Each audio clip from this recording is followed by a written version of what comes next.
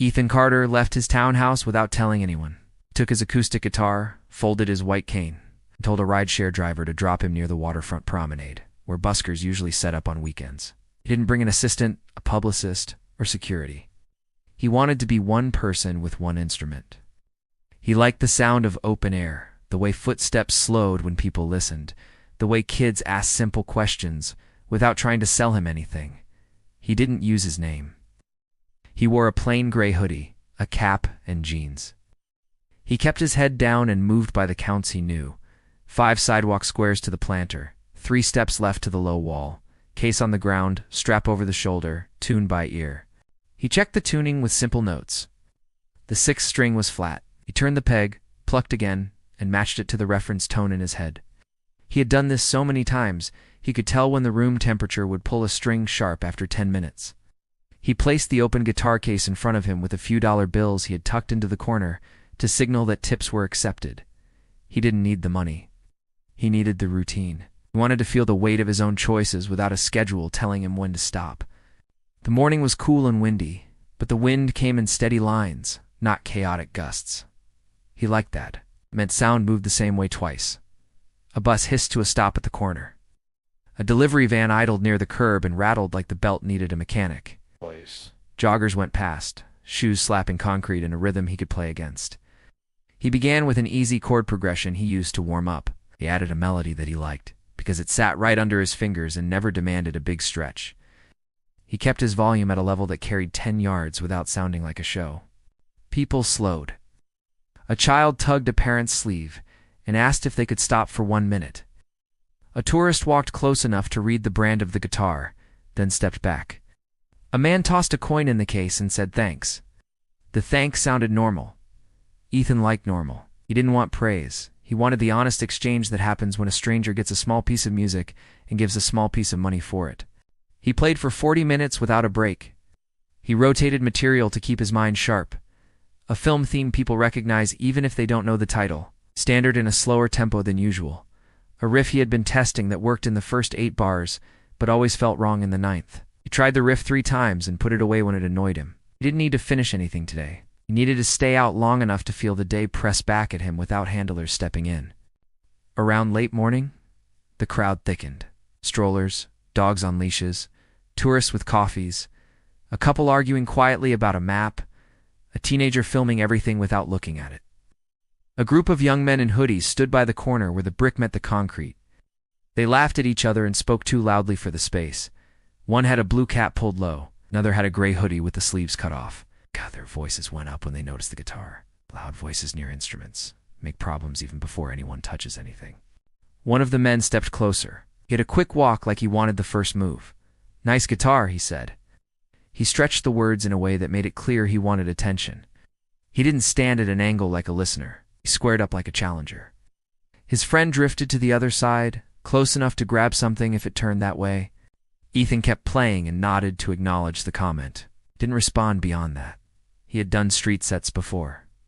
He knew the difference between someone who wanted to compliment the sound and someone who wanted to bother the person holding it.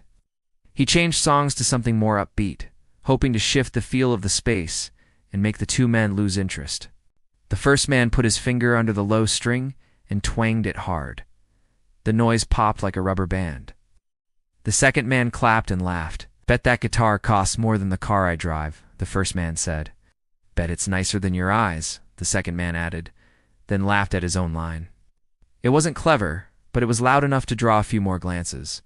Ethan stopped mid-chord. He didn't want to escalate. He said, "Please don't touch the instrument." He kept his voice even and used plain words. He slid his cane from the guitar case to his lap in case he needed to stand quickly. He sat straight without looking aggressive. He had learned to make his posture say enough, without making it say fight. The first man put a hand on the headstock and tugged. He didn't yank hard, just enough to prove he could. Ethan felt the strap pull on his shoulder. He leaned back to keep the guitar secure. A couple of $1 bills fluttered out of the case and landed near the curb. People who had been walking slowed down and turned. A barista from the coffee shop stepped into the doorway. Someone raised a phone. Someone else said to leave the guy alone. The 2 men enjoyed the attention and stayed where they were. A man at the edge of the crowd moved forward and placed himself between the guitar and the hands reaching for it. His jacket was worn at the cuffs. His hair needed a trim. He didn't raise his voice, and he didn't step chest to chest. He made a line with his body that created a simple choice: back up or bump into him. His name was Marcus Reed. He had been sitting against the coffee shop wall, counting change and deciding whether to buy lunch. He had played guitar in bars and on corners years back. He knew the sound of someone yanking a string to show power. He stood up because that sound always bothered him. "Back up," Marcus said. He didn't add threat or insult. Said it like a rule everyone in the room already knew. First man looked him up and down. "Who are you?" he said. "Stage crew." Tried to make a joke out of it. Marcus did not laugh. He angled his shoulder and put his left hand open toward Ethan. It was the simple sign that says, "Hand me the instrument, and I'll hold it while we close the space." Ethan recognized the shape and handed the guitar over without saying a word. He didn't like not holding it, but he liked the other option less. The second man reached toward the open case. Marcus moved his foot and closed the case with a firm push. He didn't stomp. He didn't kick. He just made sure the lid wasn't a target. The second man grabbed Marcus by the sleeve. Marcus shook him off with one short motion and said, "Walk." He didn't shout, didn't puff up. He kept his hands visible and his stance neutral, so it wouldn't read as a fight on camera. The coffee shop barista called out that she had dialed 911. That sentence changed the tone of the sidewalk. The first man released his grip on the guitar headstock and stepped back half a pace. Said, "We're leaving." Like he had made the choice because he was bored. He didn't want to be on video when patrol cars showed up. He and his friend drifted toward the corner. Marcus handed the guitar back to Ethan by placing the strap over Ethan's shoulder and guiding the neck to his hand with a quick touch. "You good?" Marcus asked. "I'm okay," Ethan said. He was steady enough to say the words. He meant them. Two patrol cars pulled to the curb and stopped sharp. One officer, Miller, and his partner, Alvarez, stepped out. They kept their hands at a ready height, not pointed, not loose. The crowd started talking in every direction. A few people described the two men who had stepped away. A few people said the homeless guy had grabbed a musician. Someone said both men were together because they had stood near each other. It wasn't malice, it was noise. Officers have to sort noise from facts in a minute. "Sir, step back," Miller said to Marcus. "Hands where I can see them." Marcus raised his hands and took a single step backward so he wouldn't bump the planter behind him. He kept his eyes on Ethan so he wouldn't move into the guitar by accident. Ethan heard the officer's voice and said, "He helped me," but he said it too low and too fast. The words got lost under the crowd. Marcus looked toward the officers, but spoke to Ethan first. "Let me say it louder," he said, then addressed the officers clearly. "He's blind." I held the guitar so those two wouldn't take it. They went that way. Black hoodie with a blue cap. A gray hoodie. Bad sneakers with loose laces. He pointed with an open palm instead of a finger, so it wouldn't look like a jab. Alvarez moved in the direction Marcus indicated. Miller stayed with Ethan and Marcus to stabilize the immediate space. Miller asked names. "Ethan," Ethan said. He didn't add his last name. It wasn't a secret to the wider world, but he didn't need it here. "Marcus," Marcus said. "Marcus Reed." Miller looked at the guitar, the case, the cane, the man with worn clothes, and the group moving away.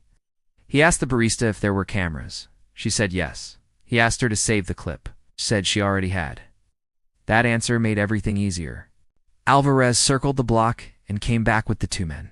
It didn't drag them. He walked fast and directed them with short phrases. He asked them if they had touched the guitar. They said no. He showed one a phone video already shared by a bystander. The man didn't have a good answer after that. Miller took a quick statement from Ethan and asked if he wanted to press charges. Ethan said he wanted a report and for the two men to be documented and moved along. He didn't want to spend the day at a precinct. He wanted to finish playing. As the officers handled the two men, the crowd thinned. The delivery van finally pulled out. The bus hissed and left. The space felt normal again. But it didn't sound the same to Ethan. The earlier noise of the van had covered a lot of reference points. Now the buses came from a different angle because of a temporary detour. The echo off the brick felt different. He had walked these blocks before, but small changes in sound can make a route feel new when you can't see the map.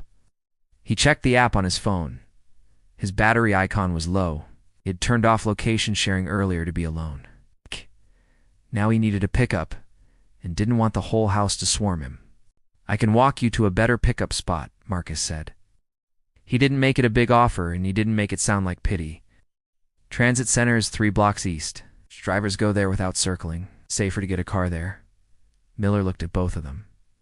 "You okay with that?" he asked Ethan. "Yes," Ethan said. He meant it.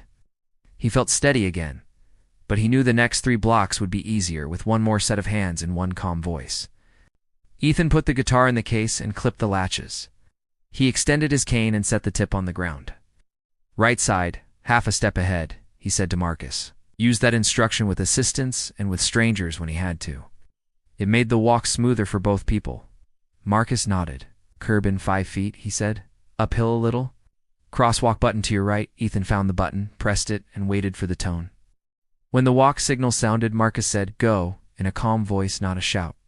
They crossed with balanced steps. Car rolled to a stop with a little tire squeal. Marcus raised a palm as a signal without making a scene. The driver stopped fully. They kept walking. At the next block, a scooter was dropped on its side across the sidewalk. Marcus stepped over it first and told Ethan where the scooter was relative to his right toe. Ethan adjusted his cane and cleared it without bumping it. A dog barked from a patio table. The dog was leashed but excited. Marcus said dog on the left, 2 steps out, and Ethan moved his cane accordingly. The instructions were short and functional. Ethan appreciated that more than overly careful warnings. They reached the transit center. The space was wide and loud, but in a predictable way. Buses pulled in, exhaled air, loaded, and pulled out on a schedule. The pickup zone for cars was separated from the bus bays by a row of bollards. Marcus described the layout in 3 sentences. Ethan pictured it from the description and sat on the metal bench. He reached for his phone and found the battery at 1%. It died while he was opening the rideshare app. "There's a kiosk with a landline," Marcus said. "I can call a number for you." Ethan gave him the main house line. He didn't want to call Natalie's mobile. He wasn't ready for the full lecture. Marcus repeated the number back to him to make sure he had it right, then walked to the kiosk, asked the attendant for permission, and placed the call. He introduced himself by first and last name and said Ethan needed a pickup at the transit center east doors. He gave a clear landmark. He listened to the person on the other end, repeated the instruction, and hung up. They waited. Marcus kept his body between Ethan and the edge of the platform without making it obvious. He had done this for older people stepping off buses, and for himself when crowds pushed. A teenager argued with someone on a phone and paced in tight circles. A man selling bottled water offered 2 for $1. Marcus bought one and handed it to Ethan before opening his own. He didn't hover. He sat and watched sightlines. A black SUV rolled into the car pickup lane and stopped.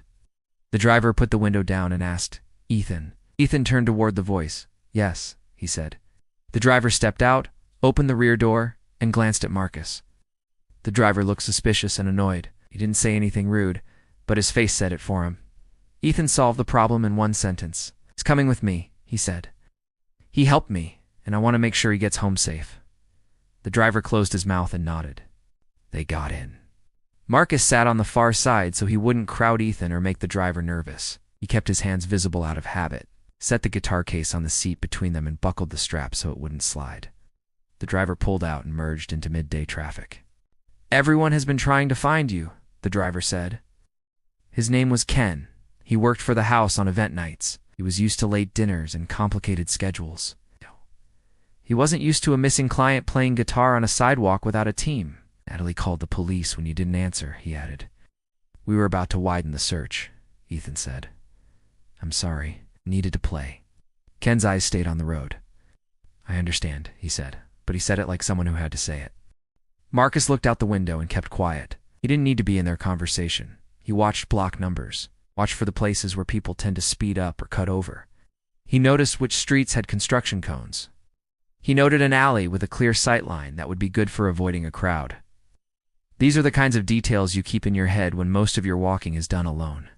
The SUV turned off the main road into a quiet street with trimmed hedges and a gate at the end. Ken tapped a code into a small panel. The gate opened. They rolled forward to a brick townhouse with white trim and tall windows. The front steps were short and even, The railing was solid. The place smelled like trimmed grass and coffee from inside. A woman stepped onto the porch with a phone in her hand. Her name was Natalie. She managed the house and the schedule. She kept people calm by making sure everything ran the same way every time. She looked relieved and annoyed at once. "Ethan," she said, "you scared us." Ethan said, "I know, I'm okay. Sorry." He reached for the rail with his left hand. Marcus said, "Step up," and Ethan found the first step cleanly. Marcus stayed on the porch landing and didn't cross the threshold. He waited. Natalie looked at him and read the situation fast. The man with the worn jacket had walked Ethan up the steps. The driver was still annoyed. The guitar was not damaged, and the owner of the guitar was not shaking. She adjusted her expression and tone. "Thank you," she said to Marcus. "Can you come inside for a minute?" Marcus hesitated. He didn't like stepping into places where he didn't belong. Ethan said, "Please come in and have some water." That settled it. Inside, the entry smelled like lemon cleaner and coffee. A side table held a small bowl for keys. Marcus stood on the rug so he wouldn't track dirt. He kept his arms close to his sides. He looked at the floor and at the path ahead instead of at the art on the walls. Natalie stepped aside so Ethan could move into the kitchen. "This is Marcus Reed," Ethan said. "Helped me when some guys tried to take my guitar." He walked me to a safe pickup spot. Natalie nodded once. "Mr. Reed, thank you," she said. "I'm Natalie. Let's get you both water." The kitchen was clean and bright. A coffee maker hummed. A cook wiped a counter and set 2 glasses down. Marcus took the edge of a stool, only after Natalie said it was okay. Ethan set the guitar case against the wall and unclipped the strap. He rubbed the line on his shoulder where the tug had pulled too hard, rolled his wrist and checked for any pain. Nothing serious. "Do you play?" Ethan asked Marcus. Marcus nodded. "I used to. Bars. Corners. Nothing formal." Ethan held the guitar toward him. "Play something," he said. Marcus shook his head at first, then took the instrument like it was a tool he respected, not a prize. He checked the tuning by ear and played a simple progression, clean and steady. No flourishes. Ethan listened and smiled. "You've got a good right hand," he said. "Keep time well." Natalie watched the 2 men and adjusted her plan. She wasn't going to scold Ethan in front of a stranger. She wasn't going to make Marcus feel like he had wandered into a different world. She decided on practical steps. Water, food, a simple thank you that wasn't a performance, and a plan to prevent the same kind of afternoon from spinning out next time. She made a list in her head. A security tech came down the stairs with a tablet and started to explain how the tracking alerts had failed. Natalie cut him off and said they would discuss it later. She pointed to the front door and told him to add 1 more layer to the exit notifications. He left. She went back to the kitchen and found Marcus handing the guitar back to Ethan with care. Marcus sat straight. Ethan put the strap on again and played a few short phrases just to reset the room. Ethan said, "Marcus, do you need a ride anywhere after this?" Marcus said he could walk. He didn't want to impose. Ethan said he could arrange a ride or something else. Natalie raised a hand as a small signal to slow down. She knew Ethan meant well, but she also knew that offering too much too fast could feel like a trap even when it wasn't. "I didn't know who you were," Marcus said to Ethan. He said it as a neutral fact. "I'm a guy who went out to play and got lost in the details," Ethan said. "Made the details easier." Marcus nodded once. He understood. They drank water. The cook set a plate of sandwiches on the counter without announcing it. Marcus waited until Ethan took one. He took half of one and ate without talking. When he finished, Ethan said, "I want to pay you for what you did today. Not charity. Payment for help." Natalie had anticipated this. She brought an envelope with cash. She placed it on the counter and said, "For your time and help." Marcus looked at the envelope and then at Ethan. "That's a lot," he said. Ethan said, "It's fair." Marcus put the envelope in his inside pocket without counting it. "Also," Ethan said, "you play. If you want to tune up your skills again, I can set you up with a decent instrument that won't fight you, and a teacher who works with street players and bar players, not school. Just practical stuff that helps you keep a crowd listening without hurting your hands." Marcus stared at the counter. "I don't want to be a project," he said. Ethan said, "It's not a project. It's music. If you want to do it, we'll do it. If not, that's fine." Natalie offered a structure that would keep it clean. "There's a small non-profit that places instruments with people who need them," she said. "We can work through them so it's simple and proper. Marcus nodded. That sounds better, he said. He preferred paths that didn't make him feel like he owed someone a favor he could never repay. The doorbell rang. Officer Miller stood there with a form that needed signatures for the sidewalk incident. He looked at the entry and at Marcus at the counter and adjusted his face to neutral. "Mr. Carter," he said. "It's Mr. Reed." He set the form down. Ethan and Marcus signed where he pointed. Miller said thanks to Marcus directly for stepping in earlier. Marcus nodded. "I didn't want to see a guitar get ripped," he said. It was the simplest way to put it. Ken, the driver, reappeared in the doorway and asked if Ethan needed anything else. Natalie told him to wait a few minutes. She wanted to set 2 appointments before the day got away. She called the nonprofit and the music shop they worked with and arranged a time for Marcus to meet them, wrote the details on a card. She called the soup kitchen on 9th and left a message that Marcus was safe, so no one there would worry if the news cycle twisted the bank story from the other day into today's rumor. He had learned that different parts of the city carried news in different ways. Ethan stood and stretched his back. He'd set the guitar down gently. "Marcus," he said, "next time I want to play outside, I'd like you to come with me. Not as security, as another player. Can take a corner. We'll keep it simple. If someone gets stupid, we handle it together." Marcus considered it. He didn't like the idea of being a bodyguard. He did like the idea of playing a few clean progressions with someone who knew what they were doing and respected the space. "We can try," he said. Natalie placed a small device in Marcus's hand. "It's a temporary contact tag," she said. "If you press the center, it sends a ping to me and to Ethan's assistant for the next 48 hours only. You need a quick pickup, or if something goes sideways, it helps us find you fast. After 2 days, it stops working. You can toss it then." Marcus turned it over once. 2 days, he said. Okay, he put it in his pocket. Ken asked where Marcus wanted to be dropped off. Marcus said the music shop district would work.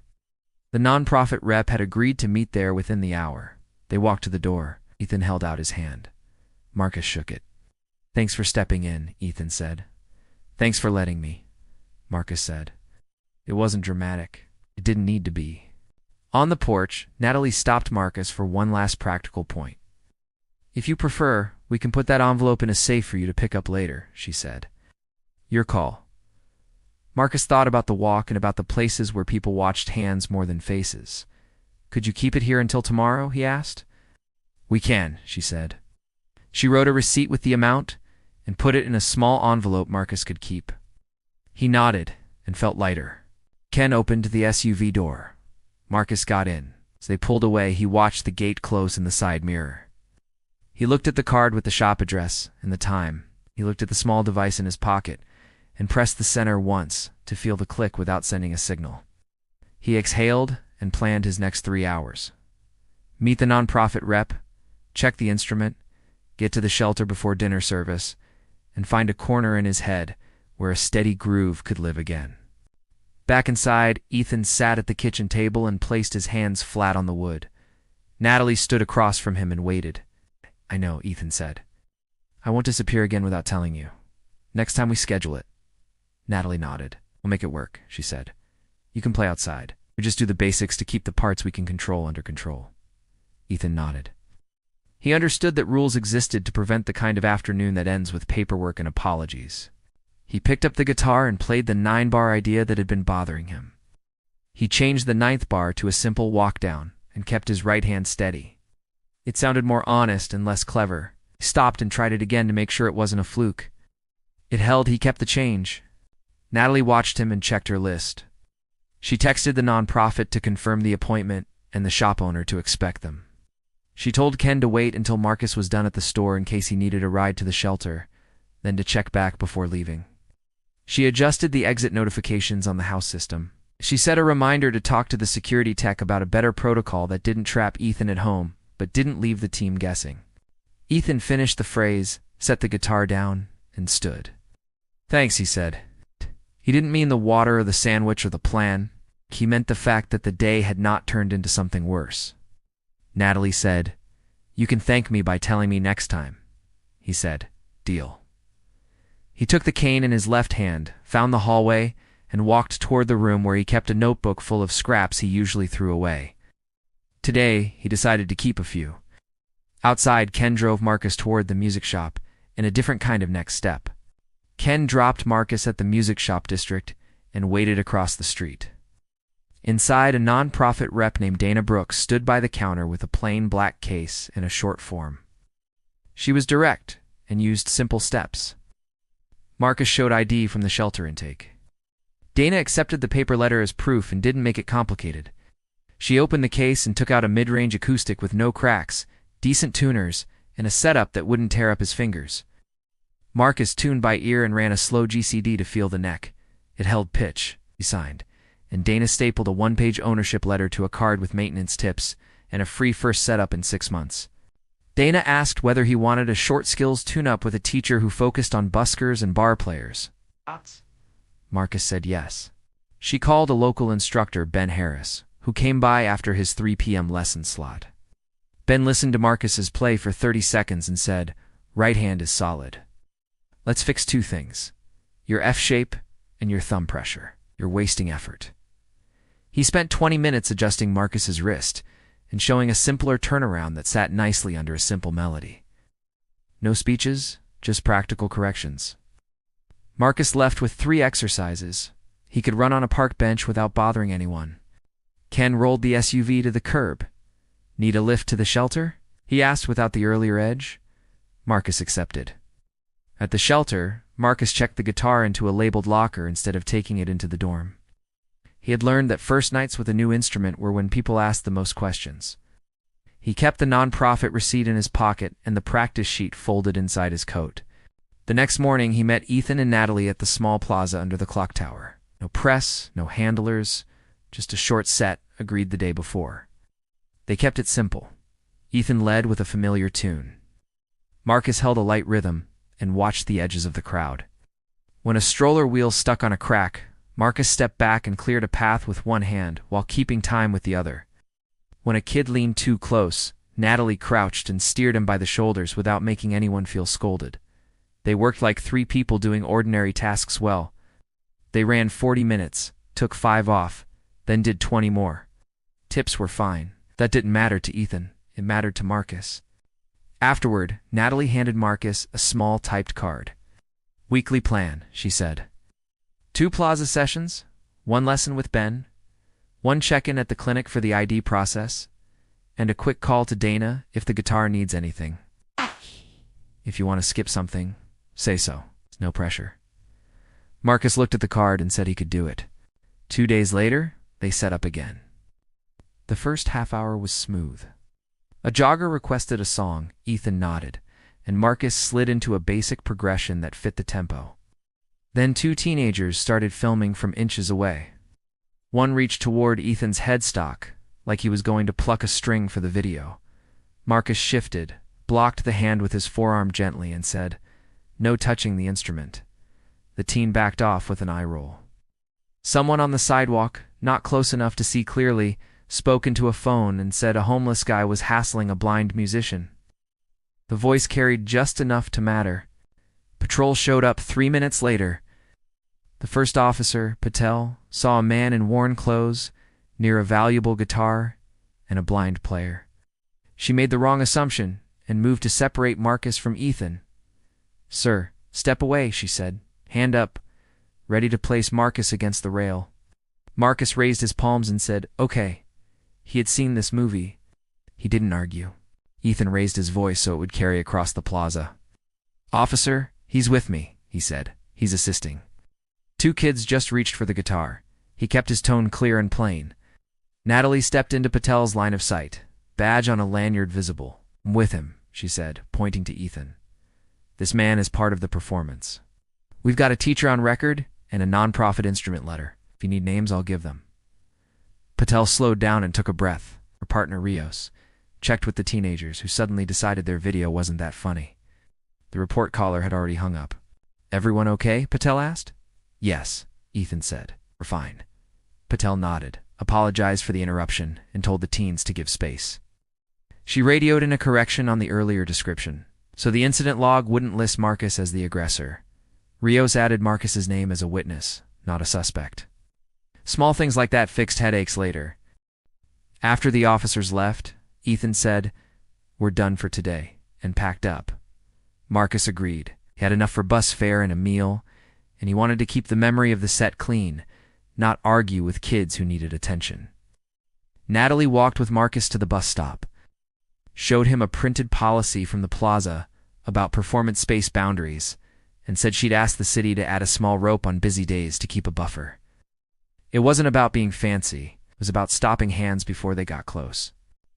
That evening, Ethan asked Natalie to call a motel near the clinic and book Marcus a clean room for a week, under a voucher that didn't scream charity. Natalie used a city partner rate through the nonprofit. Marcus checked in with a small bag, the guitar, and the card with the weekly plan.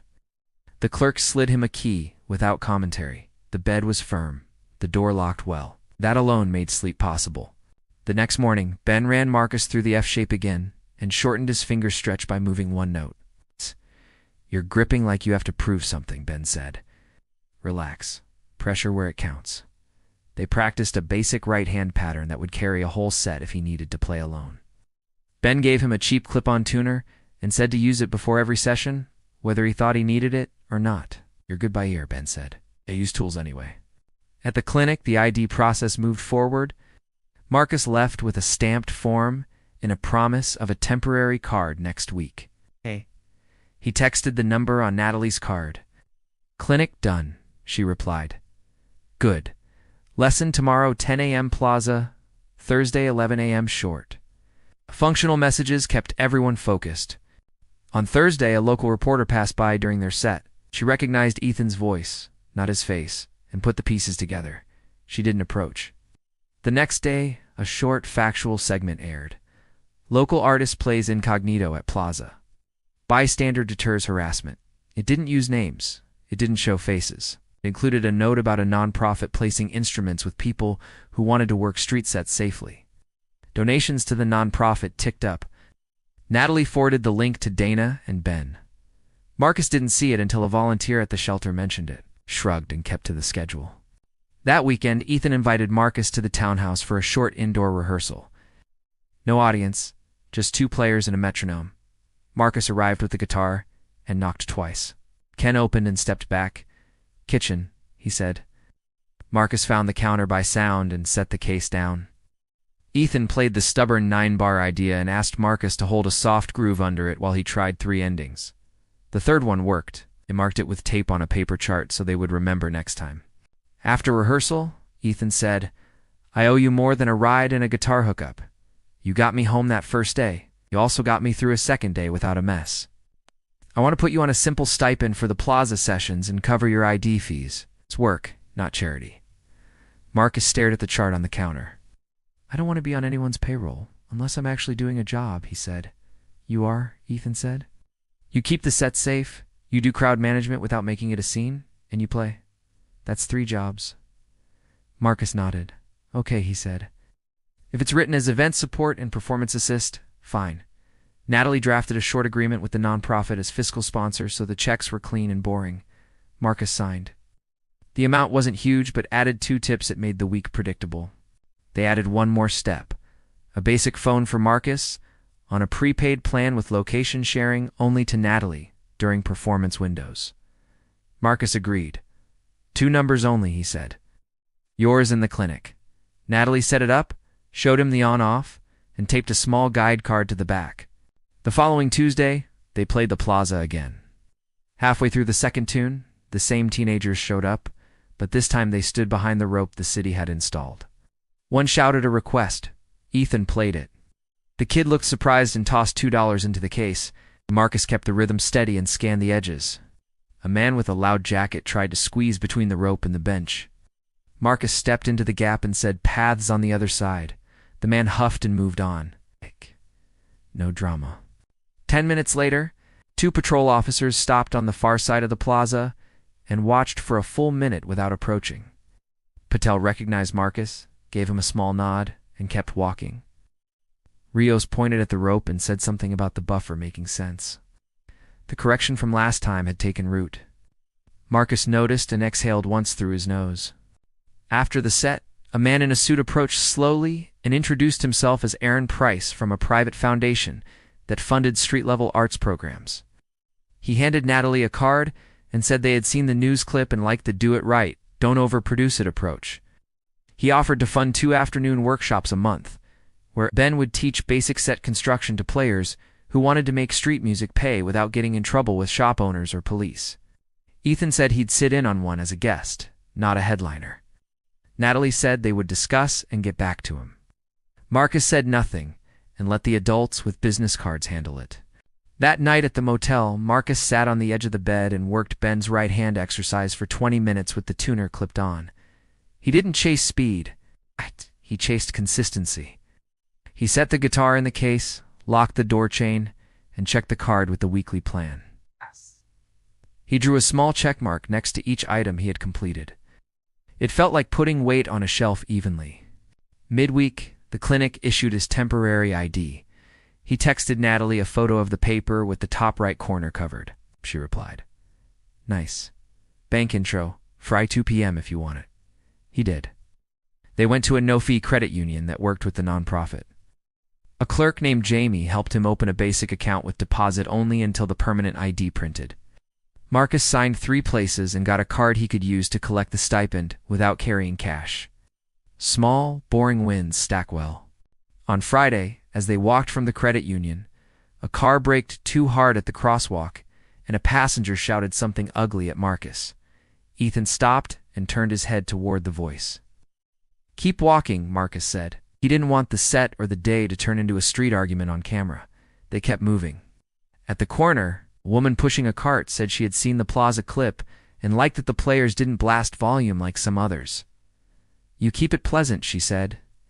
"I can hear myself think and still hear you." It was the best kind of compliment for a public space. Saturday brought the first workshop. 5 players showed up with beat-up guitars and a keyboard on a folding stand. Ben opened with basic rules. Tune, start on time, don't play over each other. Pick 2 tempos you can hold when nerves hit, and set your case where feet won't kick it. Marcus demonstrated the rope buffer and how to position a chair as a subtle barrier without blocking fire lanes. Ethan answered questions about song choice and how to avoid playing something that would make a shop owner call the city. No speeches, no celebrity treatment, just practical steps. At the end, one player named Luis asked Marcus how to handle hecklers without getting arrested. Marcus said, "Don't touch anyone. Move your body so they have to bump you to get in. That's their bad choice, not yours. If they're kids, ignore the noise and protect your instrument. If they're drunk, end the set early. Money isn't worth a knife." Everyone nodded. Man added a note about stopping before tempers get higher than the melody. Dana handed out a 1-page summary and a list of legal busking spots. The next week, Natalie told Marcus the motel voucher had run out. But the nonprofit had a lead on a single room at a transitional housing building that required 2 references and proof of income. She said the plaza stipend and the workshop pay counted. Marcus filled out the form with her at the kitchen table. He used the temporary ID and the credit union letter. She faxed it in.